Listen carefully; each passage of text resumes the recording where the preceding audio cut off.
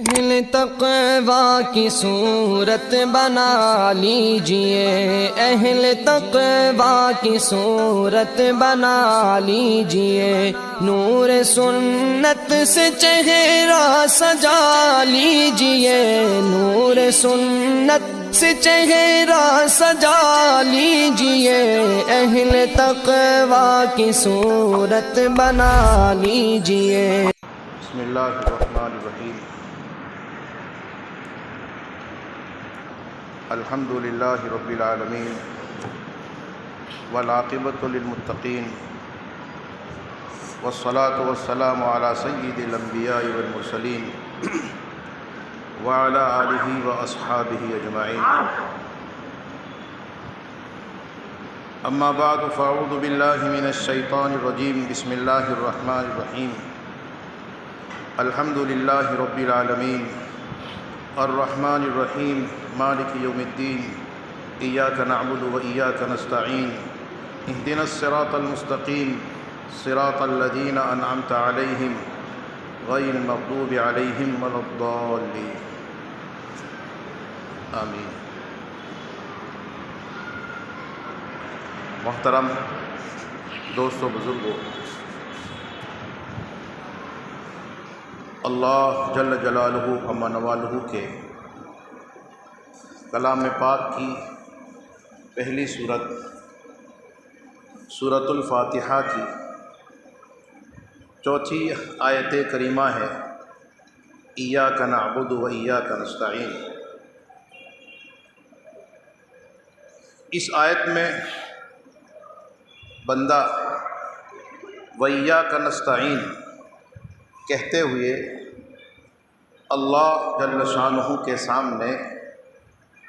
اس بات کا اقرار کرتا ہے کہ عبادت اور اطاعت کو بجا لانے میں بھی ہم آپ ہی سے مدد طلب کرتے ہیں اور کریں گے، اور ہماری اپنی دنیا اور آخرت کی ہر چھوٹی اور بڑی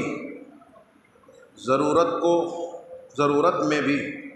ہم آپ ہی سے حقیقتاً مدد طلب کرتے ہیں اور مدد طلب کریں گے۔ اس اقرار کی وجہ سے بندے کی ذمہ داری بن گئی کہ بندہ اپنی ہر چھوٹی بڑی دنیا اور آخرت کی ضرورت اور حاجت کو اللہ ہی سے مانگے، اللہ کے غیر سے نہ مانگے۔ البتہ اللہ سے اپنی ضرورت اور حاجت کو مانگتے ہوئے اگر بندہ کسی کو درمیان میں وسیلہ بناتا ہے، ذریعہ بناتا ہے، تو یہ وسیلہ بنانا اور ذریعہ بنانا یہ شریعت میں جائز ہے اور ایاک نعبد و ایاک نستعین کے خلاف نہیں ہے۔ وسیلہ عربی زبان میں کئی معنوں کے لیے استعمال کیا جاتا ہے۔ وسیلہ کا ایک ترجمہ ہے تقرب، نزدیکی۔ قرآن مجید میں یہ لفظ اس معنی میں آیا ہے، یا ایھا الذین آمنوا اتقوا اللہ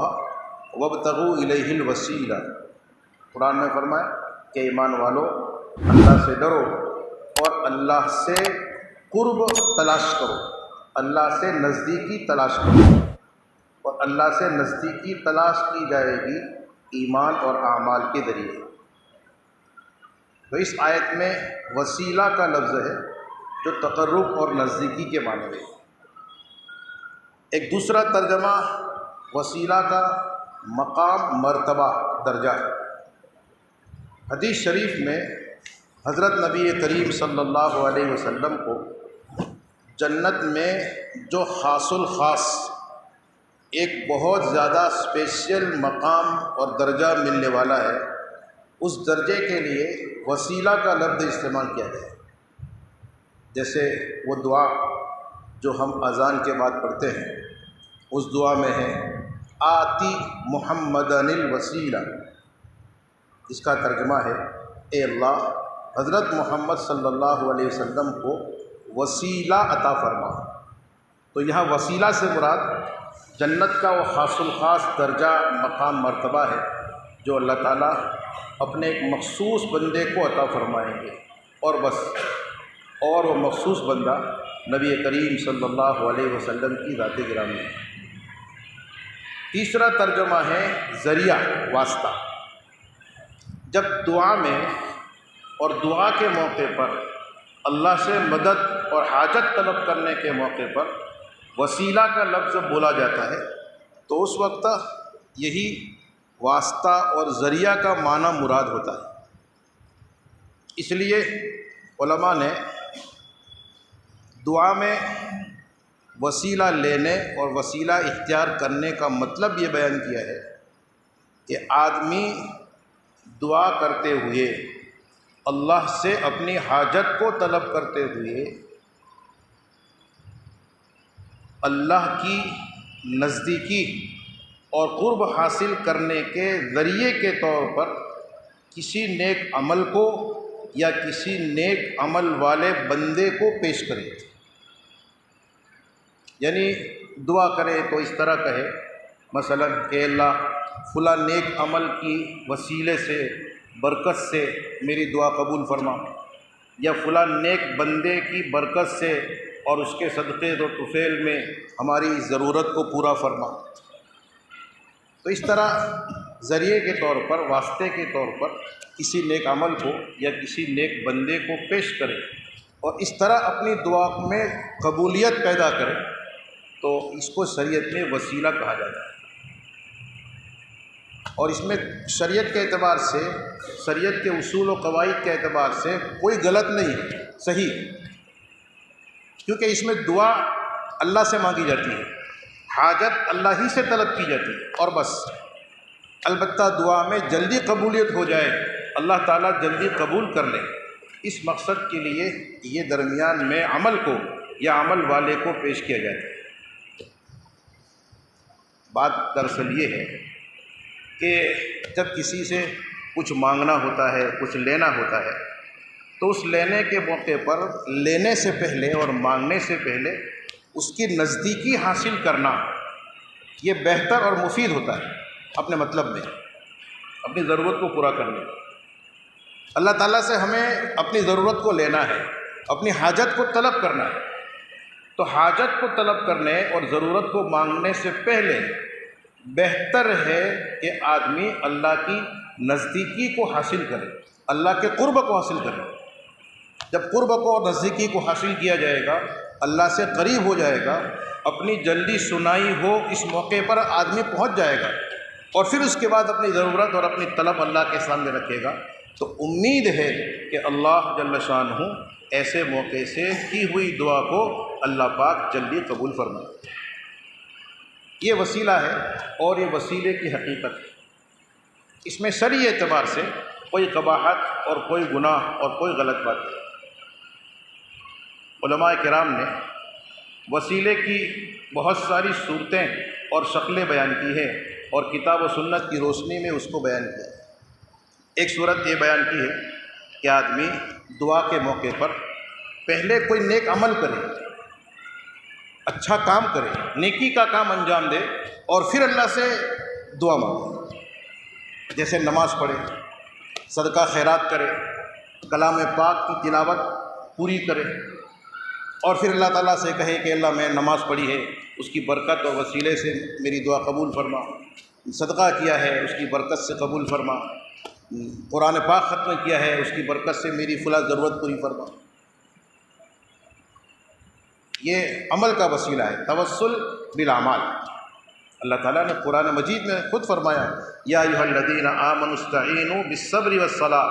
کہ ایمان والو مدد طلب کرو اللہ سے صبر کے ذریعے اور نماز کے ذریعے۔ نماز پڑھو اور پھر اللہ سے مانگو، اللہ سے اپنی حاجت مانگو، اللہ کی مدد کو طلب کرو۔ تو نماز پڑھ کر اور نماز کی طرح اور نیکی کر کے پھر اس کے واسطے اور وسیلے سے اللہ سے مدد طلب کرنا، اپنی ضرورت کو مانگنا، یہ اللہ تعالیٰ نے قرآن میں اس کی تعلیم فرمائی۔ اور حضرت نبی کریم صلی اللہ علیہ وسلم نے اسی آیت کی سمجھو تفسیر اور تشریح کے طور پر امت کو صلاۃ الحاجت کی تعلیم دی کہ جب تمہیں کوئی حاجت پیش آئے، کوئی ضرورت پیش آئے تو نماز پڑھو۔ حدیث میں ہے کہ جس کو کوئی ضرورت پیش آئے اس کو چاہیے کہ وہ اچھی طرح وضو کرے، 2 رکعت نماز پڑھے، اللہ کے حمد و ثنا کرے، نبی کریم صلی اللہ علیہ وسلم پر درود بھیجے، اور اس کے بعد دعا پڑھے، لا الہ الا اللہ الحلیم الکریم، سبحان اللہ رب العرش العظیم، والحمد للہ رب العالمین، اسألک موجبات رحمتک وعزائر مغفرتک والغنیمۃ من کل بر والسلامۃ من کل اسم، لا تدع لی ذنبا الا غفرتہ ولا ہما الا فرجتہ ولا حاجۃ ہی لک رضا الا قضیتہا یا ارحم الراحمین۔ یہ دعا پڑھے اور پھر اپنی ضرورت کو اللہ سے مانگے تو اللہ جل شانہ بندے کی ضرورت کو ضرور پورا کرے گا۔ تو یہ تعلیم نبی کریم صلی اللہ علیہ وسلم نے۔ تو یہ ہے کوئی نیک عمل کر کے پھر اللہ سے اس نیک عمل کے وسیلے سے اور اس کی برکت سے اپنی حاجت کو مانگنا، اپنی دعا کو قبول کروانا۔ دوسری صورت یہ ہے کہ کوئی نیک عمل بندے نے پہلے کیا ہے جس کی قبولیت کی اس سے امید ہے، امید وابستہ ہے، اس کیے ہوئے عمل کو پیش کرے اور پھر اللہ سے کہے کہ اللہ اگر تجھے فلانا میرا عمل پسند ہے تو اس عمل کی برکت سے تو میری ضرورت کو پوری فرما۔ جیسے حدیث شریف میں 3 شخصوں کا واقعہ بیان کیا گیا۔ 3 شخص جنگل میں جا رہے تھے، اچانک بارش شروع ہو گئی، ایک پہاڑ کے غار میں داخل ہو گئے بارش سے بچنے کے لیے، لیکن ہوا تیز تھی، طوفانی بارش اور ہوا تھی، تو اس کی وجہ سے اوپر سے ایک چٹان لڑکی اور وہ غار کے منہ پر سیٹ ہو گئی، اس نے غار کے منہ کو پیک کر دیا، دروازہ بند۔ اب یہ گھبرا گئے، ایک دوسرے سے کہنے لگے کہ تم نے اور ہم نے اپنی زندگی میں جو سب سے بہترین عمل کیا ہو اس عمل کے وسیلے سے اللہ سے دعا مانگو، اللہ تعالیٰ ضرور دعا قبول فرمائے۔ چنانچہ ایک شخص نے دعا کی کہ اللہ میرے بوڑھے ماں باپ تھے، میں بکریاں چرانے جاتا تھا، واپسی میں بکریوں کا دودھ دو کر میرے ماں باپ کو پلاتا تھا، جب تک ان کو نہ پلاتا تب تک میں اپنے بچوں کو نہیں پلاتا، ماں باپ کے بعد بچوں کو، بیوی کو اور گھر والوں کو پلاتا تھا۔ ایک دن میں لیٹ ہو گیا، جب میں گھر پہنچا تو میرے ماں باپ سو چکے تھے، دودھ کا پیالہ ان کے سرہانے لے کر کھڑا رہا، مجھے یہ بھی اچھا نہ لگا کہ میں ان کو جگاؤں کہ ان کی نیند میں خلل پڑے، اور یہ بھی اچھا نہ لگا کہ ان سے پہلے اپنے بچوں کو اور اپنے گھر والوں کو پلاؤں، حالانکہ بچے میرے پاس، میرے پیروں کے پاس بہت شور مچا رہے تھے۔ پھر اس نے کہا اے اللہ اگر تو جانتا ہے کہ یہ عمل میں نے صرف تیرے لیے کیا ہے اور تجھے یہ میرا عمل پسند ہے تو اس کی برکت سے میری دعا قبول فرما اور اس چٹان کو کم از کم اتنا ہٹا دے کہ آسمان نظر آنے لگے۔ اللہ تعالیٰ نے دعا قبول فرمائی اور چٹان کچھ ہٹ گئی۔ دوسرے نے دعا کی کہ اللہ تو جانتا ہے کہ مجھے اپنی چچا زاد بہن سے بے پناہ محبت تھی، میں اس سے ایسی محبت کرتا تھا جیسے ایک مرد ایک عورت سے کرتا ہے۔ اس نے مجھے کہا کہ تو اپنی چاہت کو اس وقت تک حاصل نہیں کر سکتا جب تک کہ مجھے 100 دینار نہ دے۔ میں نے کسی طرح اپنی حیثیت نہ ہوتے ہوئے بھی 100 دینار جمع کیے اور اس کو دیے، وہ میرے پاس آ گئی، میں نے اس پر پورا قابو پا لیا۔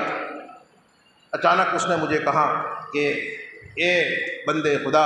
اللہ سے ڈر اور ناحق طور پر مہر مت توڑ۔ اتنا اس نے کہا تو مجھے تیرا ڈر آ گیا اور میں وہیں سے اٹھ گیا اور میں نے اپنے دینار بھی اسی کے پاس چھوڑ دی۔ اگر تجھے یہ عمل پسند ہے اور تو جانتا ہے کہ میں نے تیری خوشنودی کے لیے ایسا کیا ہے تو تو اس چٹان کو اور ہٹا دے۔ چنانچہ 2/3 چٹان اور ہٹ گئی۔ تیسرے نے دعا مانگی اے اللہ تو جانتا ہے کہ میرے پاس ایک شخص مزدوری کے لیے آیا تھا، میں نے 3 سا مکئی کے مزدوری پر اس کو مزدور رکھا، جب اس کا کام پورا ہوا میں نے اس کو مزدوری دینا چاہا، اس نے انکار کیا، وہ چلا گیا۔ میں نے اس کی مزدوری کو بڑھایا، اس کی کھیتی کی، اس کو کھیتی میں لگایا، اگایا اور اس سے جو پیداوار ہوئی اس کو پھر کھیتی میں لگایا، یہاں تک کہ بڑھتا بڑھتا یہاں تک پہنچ گیا کہ میں نے اس کے ذریعے سے گائے اور چرواہے تک خرید لیے۔ پھر ایک دن وہ آیا اور کہنے لگا کہ بندے خدا میرا حق مجھے دے دے۔ تو میں نے کہا جا، یہ بکریاں، یہ گائے اور چرواہے سب تیرے ہیں۔ وہ تعجب کے طور پر کہنے لگا کہ بھائی صاحب مجھ سے مذاق کر رہے ہو؟ میں نے کہا مذاق نہیں کرتا، واقعتاً یہ تیری مزدوری ہی سے حاصل کی ہوئی کمائی ہے، یہ سب گائے اور چرواہے تیرے ہیں۔ پھر اس نے دعا مانگی، اللہ یہ عمل میں نے تیرے لیے کیا ہے، تیری خوشنودی کے لیے کیا ہے، اگر تجھے یہ پسند ہے تو اس کی برکت سے ہماری مصیبت کو ہٹا دے۔ حدیث میں فرمایا گیا کہ باقی جو حصہ چٹان کا تھا وہ بھی اس دعا کی وجہ سے ہٹ گیا۔ تو ان تینوں شخصوں نے اپنے پہلے کیے ہوئے نیک عمل کے وسیلے سے اور اس کی برکت سے اللہ سے دعا مانگی، اپنی ضرورت کو طلب کی، اللہ پاک نے قبول فرمایا۔ تو یہ عمل کے ذریعے عمل کو وسیلہ بنا کر دعا مانگنے کی صورت ہے، یہ صورت جائز ہے اور یہ اللہ ہی سے دعا مانگنا ہے، اس لیے ایاک نستعین کے خلاف نہیں ہے۔ اسی طرح کسی نیک عمل والے شخص کے وسیلے سے دعا مانگنا یہ بھی جائز ہے، چاہے وہ نیک شخص ایسا ہو جو حیات ہو، زندہ ہو، چاہے وہ نیک شخص ایسا ہو جو وفات پا چکا ہو، محروم ہو چکا ہو، جیسے حضرت نبی کریم صلی اللہ علیہ وسلم کی ذات گرامی۔ تو ہم اگر کسی زندہ نیک شخص کے وسیلے سے یا کسی وفات پائے ہوئے نیک شخص کے وسیلے سے اللہ سے دعا مانگیں گے تو یہ بھی قبولیت کے زیادہ قریب ہے، اس سے بھی دعا میں قبولیت پیدا ہوتی ہے، قبولیت کی امید قائم ہوتی ہے، یہ بھی شریعت میں جائز ہے، اس کی بھی گنجائش ہے۔ حدیث شریف میں ہے حضرت نبی کریم صلی اللہ علیہ وسلم کے پاس ایک شخص آیا، اس کی نگاہ میں، اس کی آنکھوں میں دکھ تھا، کمزوری تھی۔ اس نے آ کر نبی کریم صلی اللہ علیہ وسلم سے کہا کہ حضور میرے لیے دعا کر دیجئے، اللہ پاک مجھے شفا دے دے، مجھے عافیت عطا فرمائے۔ تو حضور نے کہا ان شئت دعوت و ان شئت صبرت فهو خیر لک، اگر تو چاہے تو میں دعا کر دوں گا اور اگر تو چاہے تو صبر کر لے، یہ صبر کرنا تیرے لیے بہتر ہے۔ اس نے کہا نہیں، دعا ہی کر دیجیے۔ تو نبی کریم صلی اللہ علیہ وسلم نے دعا بھی کی اور ساتھ میں اس کو بھی دعا سکھائی، اور دعا سکھاتے ہوئے کہا کہ یہ کلمات تو کہہ، پہلے یوں کہا کہ وضو کر، اچھی طرح وضو کر، اور وضو کرنے کے بعد یہ دعا پڑھ۔ وہ دعا تھی اللہم انی اسألک واتوجہ الیک بنبیک محمد نبی الرحمہ، انی توجہت بک الی ربی فی حاجتی لتقضی لی فشفعہ فی۔ اس کا ترجمہ ہے یہی دعا کر کہ اللہ میں تجھ سے اپنی حاجت اور اپنی ضرورت کو مانگتا ہوں، اور اس ضرورت میں آپ کے نبی حضرت محمد صلی اللہ علیہ وسلم کو وسیلہ بناتا ہوں، ان کے واسطے سے مانگتا ہوں جو نبی رحمت والے نبی ہیں۔ اس طرح کی دعا اور الفاظ نبی کریم صلی اللہ علیہ وسلم نے اسے کہنے کو تعلیم کیے۔ راوی جو حضرت عثمان بن حنیف رضی اللہ تعالیٰ عنہ ہیں، وہ فرماتے ہیں کہ وہ شخص گیا اور اس نے اچھی طرح وضو کر کے اللہ کے سامنے اسی طرح دعا مانگی، تو وہ اٹھا اس حال میں کہ اس کی نگاہ کی اور بینائی کی کمزوری دور ہو گئی۔ اللہ نے نبی کریم صلی اللہ علیہ وسلم کا وسیلہ دینے کی وجہ سے ان کی دعا کو جلدی قبول فرمایا۔ پھر حضرت عثمان بن حنیف رضی اللہ تعالیٰ عنہ جو اس واقعے کو بیان کرنے والے ہیں، انہوں نے حضرت عثمان غنی رضی اللہ تعالیٰ عنہ کے زمانے خلافت میں، جبکہ حضور وفات پا چکے تھے، حیات نہیں تھے، تب ایک شخص، ایک ضرورت مند ان کے پاس آیا، تو حضرت عثمان بن حنیف نے رضی اللہ تعالیٰ عنہ اس ضرورت مند کو یہ دعا سکھائی، یہ تعلیم دی۔ اسی طرح کی دعا سکھائی، یہی دعا جو نبی کریم صلی اللہ علیہ وسلم نے اس نابینا شخص کو سکھائی تھی، یہ دعا سکھائی اور پھر کہا کہ اس طرح دعا مانگو۔ چنانچہ وہ آدمی دعا سیکھا اور مسجد میں پہنچا، اور مسجد میں پہنچ کر اس نے انہی الفاظ کے ساتھ اللہ تعالیٰ کے سامنے دعا مانگی، تو اللہ تعالیٰ نے ان کی بھی دعا بھی قبول فرمائی اور اس کو بھی کامیابی مل گئی۔ وہ شکریہ ادا کرنے کے لیے حضرت عثمان بن حنیف رضی اللہ عنہ کے پاس آیا اور کہا کہ تم نے جو دعا سکھائی تھی اس طرح میں نے دعا مانگی، اللہ پاک نے میری ضرورت کو پورا فرما دیا۔ عثمان بن حنیف نے کہا کہ دراصل میں حضور کے پاس موجود تھا اور اس وقت جو ہے ایک نابینا شخص آیا تھا اور اس کو حضور اکرم صلی اللہ علیہ وسلم نے دعا تعلیم فرمائی تھی، جس دعا کو اللہ نے قبول فرمایا۔ تو اس واقعے میں دونوں باتیں ہیں، یعنی ایک موقع پر نبی کریم صلی اللہ علیہ وسلم کی حیات میں، زندگی میں نبی کے واسطے سے دعا مانگنے کی تعلیم دی گئی، اور دوسرا صحابی نے نبی کریم صلی اللہ علیہ وسلم کی وفات کے بعد نبی کریم صلی اللہ علیہ وسلم کے وسیلے سے اور واسطے سے دعا مانگنے کی تعلیم دی۔ حضرت عثمان بن حنیف رضی اللہ عنہ، علماء نے اس دونوں واقعوں سے یہ مسئلہ بیان کی روشنی میں یہ مسئلہ بیان کیا ہے کہ جیسے نیک عمل کے وسیلے اور واسطے سے اللہ تعالیٰ کی سے دعا مانگی جا سکتی ہے، ایسے ہی کسی نیک بندے کے واسطے اور وسیلے سے بھی اللہ جل شانہ سے دعا مانگی جا سکتی ہے، چاہے وہ نیک آدمی زندہ ہو، چاہے وہ نیک آدمی وفات پا چکا ہو۔ جمہور امت اور چاروں ائمہ فقہ اور مسائل کے جو ہیں ان کو ماننے والے جو کوئی بھی ہیں، یہ تمام کے تمام نے یہی مسئلہ بیان کیا ہے کہ نیک عمل کے وسیلے سے بھی دعا مانگی جا سکتی ہے، اور نیک عمل والے نیک بندے کے وسیلے سے بھی اللہ سے دعا مانگی جا سکتی ہے، اور اس میں شریعت کے اعتبار سے کوئی گناہ اور کوئی خرابی نہیں ہے۔ البتہ بعض لوگ ایسے ہیں جو اس مسئلے وسیلے کے تعلق سے کچھ غلط فہمی اور کچھ گمراہی پھیلاتے ہیں۔ ایک گمراہی غلط فہمی یہ پھیلاتے ہیں کہ زندہ شخص کے وسیلے سے تو دعا مانگی جا سکتی ہے، لیکن وفات پائے ہوئے شخص کے وسیلے سے دعا مانگنا جائز نہیں ہے۔ جیسا کہ ہم اپنی دعاؤں میں کہتے ہیں کہ اللہ حضرت نبی کریم صلی اللہ علیہ وسلم کے صدقے طفیل میں اور آپ کی برکت سے ہماری دعا کو قبول فرما، کوئی امت کہہ رہی ہے۔ لیکن کچھ لوگ کو یہ صحیح نہیں لگتا، پسند نہیں پڑتا، اس کو غلط کہتے ہیں۔ خاص طور پر جو ہے خلیج گلف کے جو شدت پسند سلفی حضرات ہیں، تو یہ حضرات یہ بات بیان کرتے ہیں، لیکن ان کی یہ بات پوری امت کی بات کے خلاف ہے، اور جو قرآن کی آیتیں اور حدیثیں میں نے آپ حضرات کے سامنے سنائی اور صحابہ کرام کے واقعات حضور کے زمانے میں پیش آئے اور حضور کے زمانے کے بعد پیش آئے، ان واقعات کی روشنی میں پوری امت نے یہ بات، اور چاروں فقہ کو ماننے والے ائمہ اور ان کے متبعین نے یہ بات بیان فرمائی ہے کہ جیسے زندہ شخص کے وسیلے سے دعا مانگی جا سکتی ہے، ایسے مرحوم کے وسیلے سے اور نبی کریم صلی اللہ علیہ وسلم کے وسیلے سے بھی دعا مانگی جا سکتی ہے، جائز ہے۔ اتنا ہے کہ دعا مانگنا اللہ سے ہوگا، اور وسیلہ اختیار کرنا صرف جائز ہے، فرض بھی نہیں، واجب بھی نہیں، حرام بھی نہیں اور منع بھی نہیں۔ لیکن یہ سلفی حضرات اس کو حرام کہتے ہیں اور منع کہتے ہیں، اس کی اجازت نہیں دیتے۔ دراصل ان کو حضرت عمر فاروق رضی اللہ تعالیٰ عنہ کے زمانے میں جو ایک واقعہ پیش آیا تھا، اس واقعے کو حضرت امام بخاری رحمۃ اللہ علیہ نے اپنی کتاب میں بیان کیا ہے، تو اس بیان کے موقع پر جو الفاظ استعمال کیے گئے ہیں، ان الفاظ سے ان کو دھوکا ہوا ہے۔ اس کا جو معنی اور مطلب علماء نے، محدثین نے اور شارحین حدیث نے بیان کیا ہے، وہ معنی اور مطلب وہ خود نہیں لیتے، اپنی مرضی کا معنی اور مطلب اس سے لیتے ہیں اور پھر مسئلے کو غلط بیان کرتے ہیں۔ واقعہ یہ ہے، حضرت عمر فاروق رضی اللہ تعالیٰ عنہ کے زمانے خلافت میں سن 18 میں ایک بڑا قحط پڑا تھا۔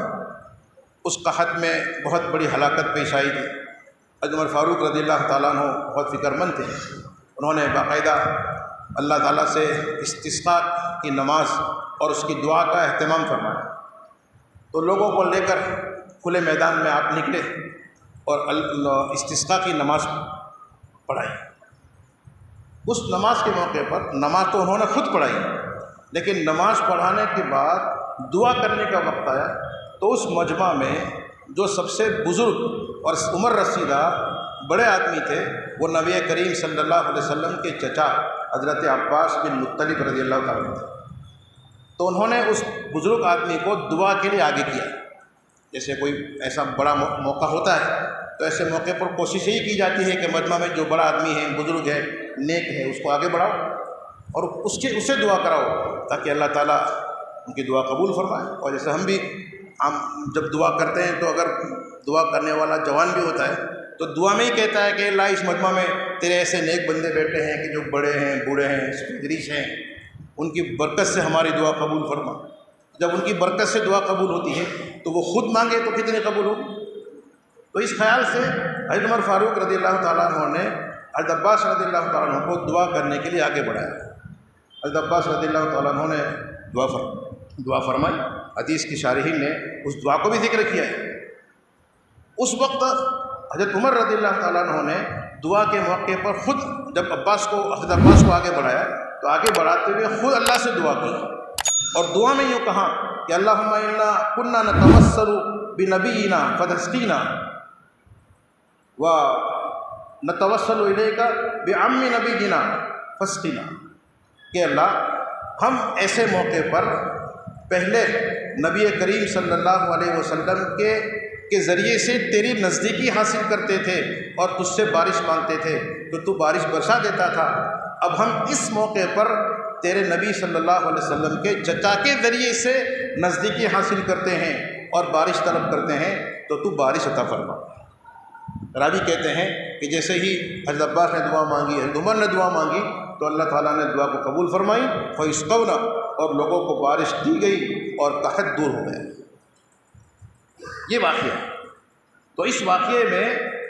حضرت عمر کی جو دعا ہے اس دعا میں توسل وسیلے کا لفظ ہے کہ ان کے ذریعے سے دعا مانگی ہے، تو اس لفظ کی وجہ سے ان لوگوں کو دھوکہ ہوا ہے۔ حالانکہ لفظ ضرور ہے لیکن وہ حقیقت وہاں مراد نہیں ہے، یعنی عباس کے وسیلے سے عمر نے دعا مانگی ہو یہ مراد نہیں ہے، بلکہ حضرت عباس کو آگے بڑھا کے حضرت عباس کے ذریعے سے دعا کروائی تھی۔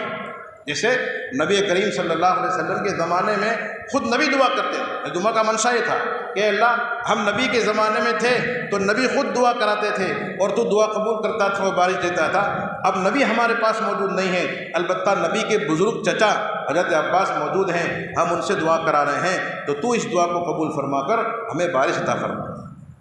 تو دعا کرائی تھی، اس کو یوں کہتے ہیں کہ عباس کے ذریعے وسیلہ لیا، اور پھر خود مسئلہ بناتے ہیں کہ حضرت عباس جو زندہ تھے ان کے ذریعے سے عمر نے وسیلہ لیا اور اللہ سے دعا مانگی۔ اگر کسی مرحوم سے وسیلہ لینا جائز ہوتا تو حضور اکرم صلی اللہ علیہ وسلم کی ذات گرامی تھی، عمر نے آپ کی ذات کا وسیلہ کیوں نہیں لیا؟ عباس جو زندہ تھے ان کا وسیلہ کیوں لیا؟ معلوم ہوا کہ مرحوم سے کا وسیلہ لینا دعا میں جائز ہے۔ تو خود ہی ایک معنی طے کرتے ہیں اور طے کرنے کے بعد خود ہی مسئلہ کرتے ہیں۔ حالانکہ اس روایت میں مرحوم سے وسیلہ لینا جائز نہیں، ایسی کوئی بات نہیں، اتنا ہے کہ عباس کے ذریعے سے دعا کر رہے ہیں۔ تو بہرحال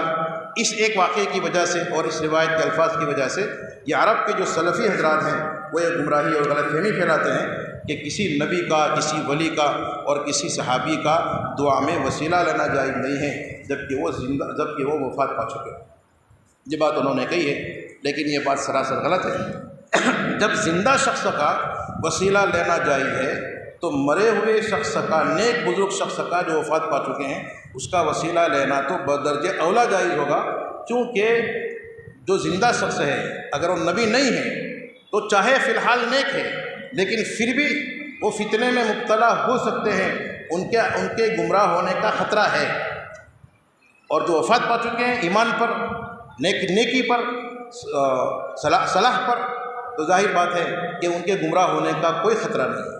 حضرت ابن مسعود رضی اللہ تعالیٰ عنہ فرماتے ہیں ان الحی لا تؤمن علیہ فتنہ، کہ زندے پر فتنے سے امن نہیں ہے، یعنی ہو سکتا ہے کہ زندہ شخص کسی وقت گمراہ ہو جائے۔ تو جب زندہ شخص کے گمراہ ہونے کا خطرہ ہے پھر بھی اس کا وسیلہ لینا جائز ہے اور اس کی نیکی سے دعا مانگنا جائز ہے، تو جو مرحوم ہو چکے ہیں وہ تو فتنے سے محفوظ ہیں، ان کے وسیلے سے دعا مانگنا بدرجہ اولا جائز ہے۔ اس کے علاوہ ایک بات یہ بھی ہے کہ چاہے آدمی عمل کا وسیلہ لے، چاہے آدمی عمل والے کا وسیلہ لے، بہر صورت مقصد تو عمل ہی کو پیش کرنا ہے۔ اگر ہم کسی بزرگ کے وسیلے سے دعا کرتے ہیں تو اس کا مقصد بزرگ کا عمل ہے۔ اللہ تعالیٰ کو کسی کی ذات سے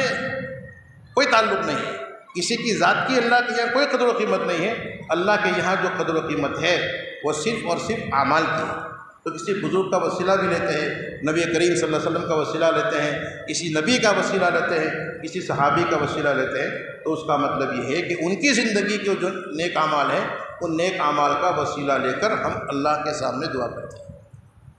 تو بہرحال یہ وسیلہ لینا ہوا، اور وسیلہ لینے میں چونکہ دعا اللہ ہی سے کی جاتی ہے، اللہ کے غیر سے نہیں کی جاتی، اس لیے وسیلہ نیک عمل کا لیا جائے، چاہے کیے ہوئے عمل کا لیا جائے، چاہے عمل کر کے لیا جائے، چاہے زندہ شخص کا وسیلہ لیا جائے، چاہے وفات پائے ہوئے شخص کا وسیلہ لیا جائے۔ جمہور امت اور تمام ائمہ کرام کے جو متبوعین ہیں، ان تمام کے یہاں یہ دعا میں وسیلہ لینا جائز ہے۔ اتنا ہے کہ نہ اس کو فرض سمجھے، نہ اس کو واجب سمجھے، نہ اس کو ضروری سمجھے، اس کو جائز سمجھتے ہوئے قبولیت کی جلدی امید ہے، اس خیال سے آدمی جو ہے ان چیزوں کا وسیلہ لے کر اللہ سے دعا مانگے، اپنی حاجت کو طلب کرے، تو ایسا کرنا بالکل جائز ہے، اور یہ ویاک نستعین کے خلاف نہیں ہے۔ جو بات یہ عرب کے سلفی حضرات نے کہی ہے، وہی بات کچھ سالوں سے ہمارے ہندوستان کی ایک اور جماعت کہتی ہے۔ وہ جماعت ہے غیر مقلدوں کی، جو اپنے آپ کو اہل حدیث کہتے ہیں۔ یہ سلفی حضرات نے جو کہا ہے وہ یہ بھی کہتے ہیں، اور وہ بھی ابھی کچھ سالوں سے کہتے ہیں، کیونکہ کچھ سالوں سے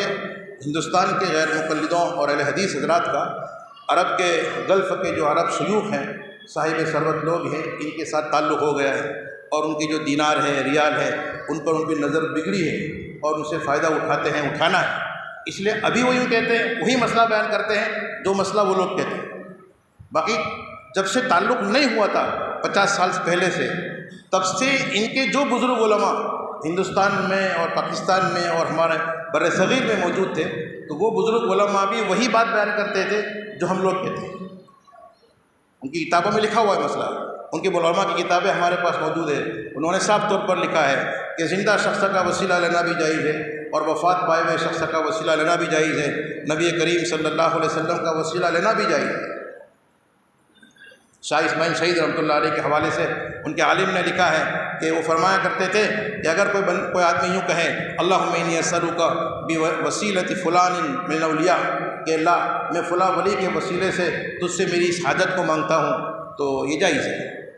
ان کے بہت سے علماء کی کتابوں میں یہ مسئلہ لکھا ہے۔ ان کے ایک مشہور عالم ہے نواب وحید الزماں حیدرآبادی صاحب، جنہوں نے سیاہ ستہ کا، بخاری، مسلم وغیرہ حدیث کی کتابوں کا ترجمہ کیا ہے، اور غیر مقلد حضرات اس ترجمے کو بہت پسند کرتے ہیں، خود بھی پڑھتے ہیں، پڑھ کے گمراہ ہوتے ہیں اور دوسروں کو بھی پڑھاتے ہیں۔ تو ان کی کتابیں مسئلہ مسائل کی کئی لکھی ہوئی ہیں، ان کے استادوں کی لکھی ہوئی ہیں ان کتابوں میں، اور کتابیں ہمارے پاس بھی موجود ہیں۔ ان کتابوں میں یہ مسئلہ یہی لکھا ہے جو ہم نے بیان کیا، جو ہمارا مسلک ہے، یعنی چاروں فقہ کے ائمہ کے ماننے والوں کا مسلک ہے کہ کسی بھی زندہ یا مرحوم شخص کا وسیلہ لینا، یہاں تک کہ یہ کہنا کہ حضور اکرم صلی اللہ علیہ وسلم کے عشق طفیل میں ہماری دعا کو قبول فرما، یہ کہنا جائز ہے، صحیح ہے، اور اس میں کوئی حرج نہیں ہے۔ اور پھر اس کو ثابت کرنے کے لیے وہی دلائل پیش کیے ہیں جو دلائل میں نے آپ کو سنائے۔ حضرت عثمان بن حنیف کا واقعہ جو حضور کے زمانے میں پیش آیا اور عثمان غنی رضی اللہ عنہ کے زمانے میں پیش آیا، اس کو پیش کیا ہے، دوسرے علماء کے اقوال کو ذکر کیا ہے، اور ذکر کر کے پھر یہ مسئلہ بیان کیا ہے۔ تو ان کا اصل مسئلہ اور اصل مسلک وہی ہے جو ہمارا ہے، لیکن ابھی چونکہ کام وہاں سے بن رہا ہے، اس لیے جو وہ لوگ کہتے ہیں وہ یہ لوگ بھی کہتے ہیں۔ اور یہی مسئلہ نہیں، اور بہت سارے مسئلے ہیں جن مسئلوں میں ان کا جھوٹا چہرہ ابھی تک عرب کے سلفی حضرات اور عرب کے شیوخ کے سامنے نہیں آیا، وہ بیچارے غلط فہمی میں ہیں، اس لیے ان کو اپنا سمجھ رہے ہیں اور یہ ان کو اپنا سمجھ رہے ہیں اور اپنا اپنا کام بنا رہے ہیں۔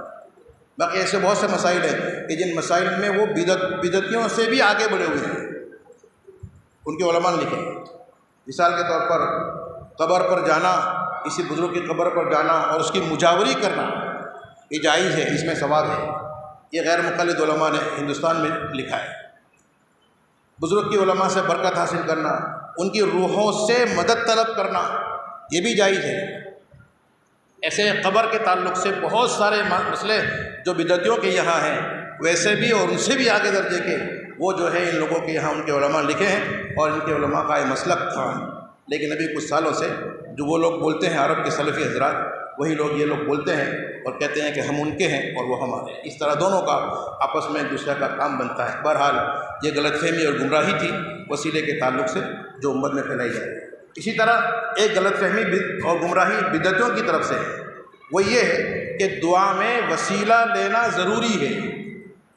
جب تک وسیلہ نہ لیا جائے تب تک دعا قبول نہیں ہوتی،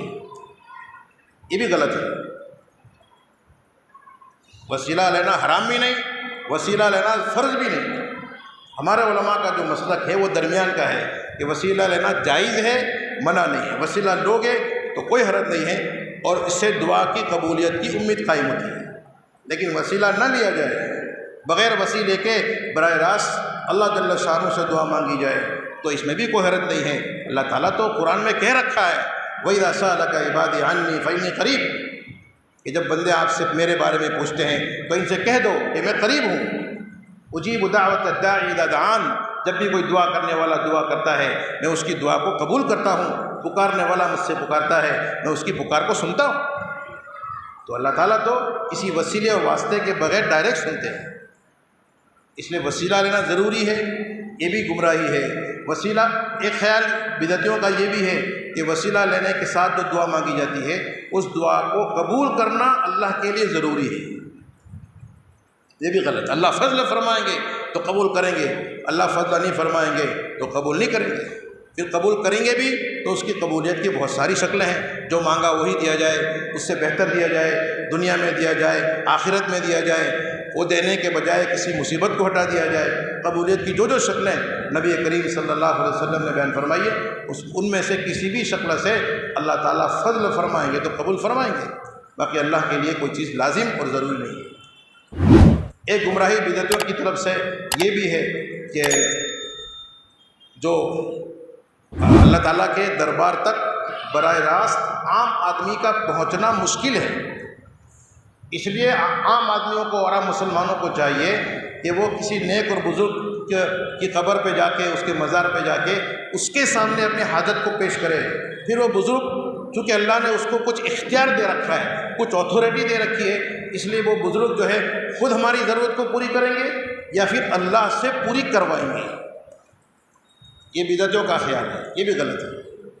بس اس طرح کا وسیلہ یہ ہمارے حرام ہے، ناجائز ہے۔ اللہ جل شانہ خود مختار ہے، وہ مختار کل ہے، اس نے سارا اختیار پہلے دن سے لے کے آج